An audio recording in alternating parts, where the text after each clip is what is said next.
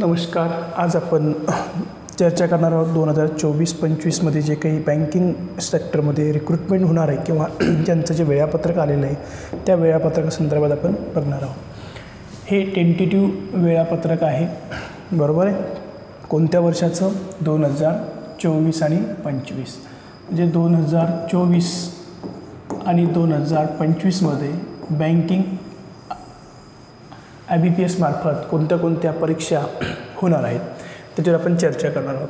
सगळ्यात पहिले RRB म्हणजे ज्या रिजनल रूरल बँका असतात ज्या ग्रामीण भागासाठी काम करतात त्या बँकांमध्ये ऑफिस असिस्टंट नावाची एक पोस्ट असते आणि एक ऑफिसर नावाची पोस्ट असते. ऑफिस असिस्टंट म्हणजे थोडक्यात आपण त्याला क्लर्क असं म्हणत असतो आपल्या भाषेत, आणि ऑफिसर याचा अर्थ आपण त्याला बँकिंगमध्ये PO असं म्हणत असतो. ओके. यांची जी रिक्रुटमेंट आहे ती प्रिलिमिनरी एक्झामिनेशन म्हणजे प्री परीक्षा. आता प्री परीक्षा ही होणार आहे त्यांची 3 ऑगस्टला, 4 ऑगस्ट, 10 ऑगस्ट, 17 ऑगस्ट आणि 18 ऑगस्ट. म्हणजे आपल्याकडे ऑगस्ट महिना हा प्रीसाठी आहे. ऑगस्ट महिन्यामध्ये प्री होणार ऑगस्ट 2024 मध्ये. ठीक आहे. त्यानंतर जी सिंगल एक्झामिनेशन आहे ती आहे सप्टेंबर महिन्यामध्ये. ठीक आहे. नंतर आहे मेन एक्झामिनेशन, जी काही मुख्य परीक्षा असेल, ऑफिसर स्केल 1ची जी मुख्य परीक्षा असेल ती असेल सप्टेंबर 29 तारखेला. किती तारखेला? सप्टेंबर 29. आणि ऑफिस असिस्टंटची जी मुख्य परीक्षा आहे ती परीक्षा आहे 6 ऑक्टोबरला. म्हणजे थोडक्यात इथं ऑक्टोबर आहे आणि या ठिकाणी सप्टेंबर आहे. ठीक आहे. अशा 2 महत्त्वाच्या परीक्षा आहेत ज्या रिजनल रूरल बँकेमध्ये येतात. आता साधारणतः यांची प्रिपरेशन आपण केव्हापासून सुरू करायला पाहिजे?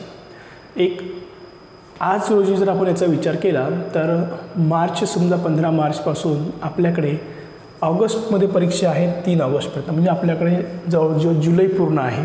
तर ही अतिशय एकदम प्रॉपर वेळ आहे की एप्रिल, मे, जून, जुलै 4.5 महिने आपल्याजवळ आज आहे. आणि मुख्य परीक्षा साधारणतः सप्टेंबरमध्ये आहे. साधारणतः ऑक्टोबरमध्येच पकडा, कारण 29 सप्टेंबर आणि 6 तर साधारणतः या ठिकाणी त्या ऑक्टोबरमध्ये आपण त्या मुख्य परीक्षा पकडू शकतो. बरोबर आहे. 4.5 महिने तिथपर्यंत आहे. नंतर ऑगस्ट, सप्टेंबर म्हणजे 6.5 महिने. जर आपण या 6 महिन्याचं व्यवस्थित नियोजन केलं तर जे फायनल इयरला विद्यार्थी आहे, कोणते फायनल इयरला जे विद्यार्थी आहे ते विद्यार्थी या परीक्षांना चांगल्या पद्धतीनं फेस करू शकता, या परीक्षा क्रॅक करू शकता. म्हणजे मित्रांनो, आपण जर फायनल इयरमध्ये हे नियोजन जर केलं तर आपण डिग्री झाल्याबरोबर पुढच्या वर्षामध्ये एक जॉब सहज साध्य करू शकतो. त्यासाठी आपल्याला फक्त काय करावं लागेल की एक व्यवस्थित नियोजन करावं लागेल. ठीक आहे. त्यानंतर या रिजनल रूरल बँकांचा जो काही अभ्यासक्रम आहे तो अभ्यासक्रम आपण समजून घेऊ. त्याच्यानंतर पुढे बघूया आपण पब्लिक सेक्टर बँकिंग. आणि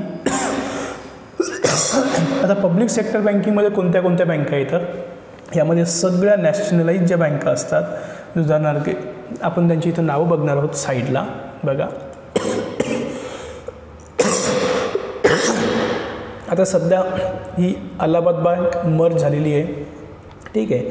बँक ऑफ बडोदा, त्यानंतर bank of India, bank of Maharashtra, त्यानंतर इंडियन बँक, भारतीय महिला बँक, ठीक आहे, इंडियन ओव्हरसीज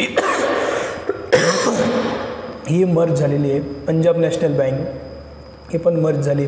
त्यानंतर Canara bank, central bank of India ही पण मर्ज झाली. देना पण मर्ज झाली. IDBI आहे, युको आहे, युनियन बँक ऑफ इंडिया आहे, ही पण मर्ज झालेली वाटतं, आणि इंडियन बँक. तर अशा ज्या काही नॅशनलाइज बँकांची नावं आहेत, काही त्यातल्या मर्ज झाल्यात, काही नॅशनलाइज बँकांची नावं आहेत. या नॅशनलाइज बँकांसाठी ही परीक्षा घेण्यात येते. ठीक आहे. या नॅशनलाइज बँकांसाठी ही परीक्षा घेण्यात येते. मग आता यांची प्री परीक्षा कधी आहे तर 24 ऑगस्ट, 25 ऑगस्ट, 31 ऑगस्ट.